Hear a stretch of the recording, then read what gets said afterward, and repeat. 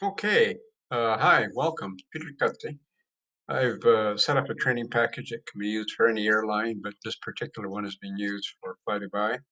On the screen to the right-hand side, you're looking at 6 files. These 6 files are what would be in the package for, let's say, um, full flight training or uh, fixed base simulator training, IPT, whatever. The format's the same. What we need at the beginning of any simulator session is a good briefing, a comprehensive briefing. Ideally, an hour and a half would be a good average for briefings. Some airlines or training organizations use that, others use an hour.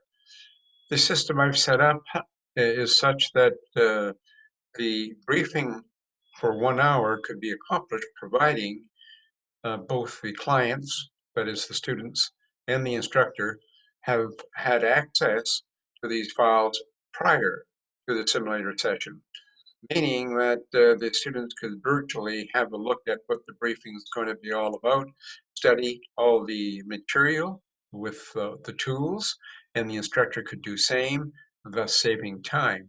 And even the briefing can be done online, similar to what I'm going to be doing right now with you. So let's have a look over here at the first file. It's called a whiteboard, and it's exactly what it implies. This is an electronic whiteboard of a briefing that the instructor can use for any kind of training. The top left corner is a snippet of what is replicated on the timeline of the Excel file that we'll look at later that's used in the simulator. The right-hand side is self-explanatory, all pull-down menus. The training itself was done by the creator, myself, and the date is selected by the instructor in a pull-down menu, and the simulator they're using, typing in the student's name and line selecting his or her own name from a pull-down menu.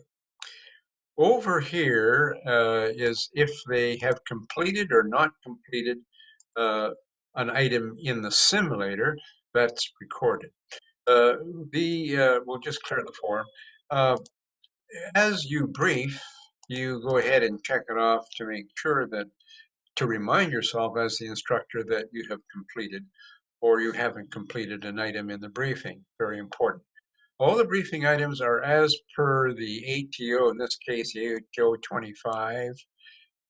25th of July, I should say, 2017. All of these items are in FFS1 and they were selected from a pull-down menu created by myself to save time. Uh, to the right-hand side, the bold references are links to the bookmarks in the manual. The bookmarks are tailored and highlighted in color to make it easy and quick to access that particular item. Everything is done by the book. And all of these references are from current manuals and would be updated by my company and myself as per the ATO and the requirements of the training manager and the training organization that we're doing this work for. At the bottom of the screen are other references, important references, all designed from current manuals in which you could brief on. And these are mini PowerPoints, aborted engine start, accelerate, decelerate, VMO, MMO, engine out, familiar, GPWS, etc. Normal procedures, which encompasses all of these procedures in one PowerPoint show, so that you can actually study with those or call them up in the session initially, especially for new students starting in IPT or FBS. These are all the same procedures, but individual from the manual and other files, such as a go-around file as per what the customer wants for their particular client. So that file is an important one. The next file that is used in the simulator and is one of two that are printed out by the instructor and handed out to the students for the briefing. The other printed out file would be the load sheet. So the instructor would print those out and have those available for the student. The Excel file, when open, opens in real time, and the instructor would open that file as he or she would enter the simulator and select the first tab, which is the first 30 minutes. And the time that we opened it was at 17:02 here local time. And this is a timeline estimate of where they should be as you progress throughout. The timeline below is actually again represented on the maneuver itself for easy viewing for the instructor.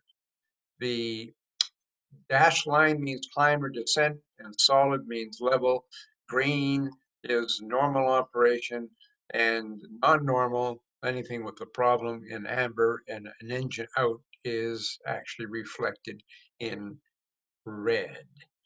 The quick positioning is reflected by a dotted line. So that is basically the timeline, which when used in conjunction with another form called record or snapshot, will save up to 23 minutes in the session. The flight instructor guide at the top, open it up. It's got instructions from the chief pilot or the training manager or references to the manual. So all of that is what the instructor would use in the simulator. Uh, the capture file is again used in the simulator, and for instance, if the time was 17:03, you would put in the time of 17:03. And if you were at the runway holding point, you would select that. Or if you were in a 12-mile final, and if you were a one-engine operation, you would select that. So that allows the instructor to keep track of what he or she is doing, and saves a lot of time in being able to know where that snapshot was taken, when it was taken, so they can quickly recall it for replay in the simulator. The last but not least is the grading file, and the grading file is really here that covers all kinds of training and all types of training, and it's done electronically with the grading that is following the guidelines for the event-based training and competency-based training. 3 is the norm, and 2.5 is a little less than 3, and if you notice, it's color-coded. And 1.5 is amber, and a red, of course, is color-coded as such. And if any one item was a red, then you would actually select fail in this box here. There's the total average, all the maneuvers. Let's bring that back to 3. And the core competencies, threat management, error management, CRM are all included.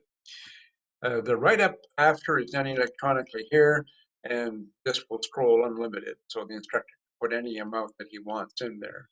If there's extra training required or remedial training, the instructor would make the reference here, and then the instructor that's going to do the training would actually use this form and put his or her name there, and pull down menu for the actual date here.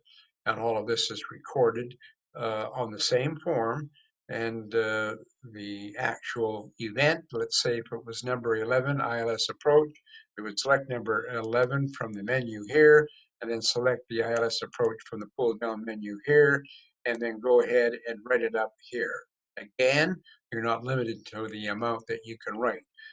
Any repeats are listed here, and here again a grading with the same reference as before, and the average score of that grading. And right up here, supplementary write-up or an additional write-up to extra training, and any recommendations in this file here.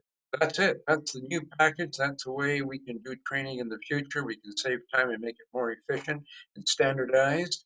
And there you go.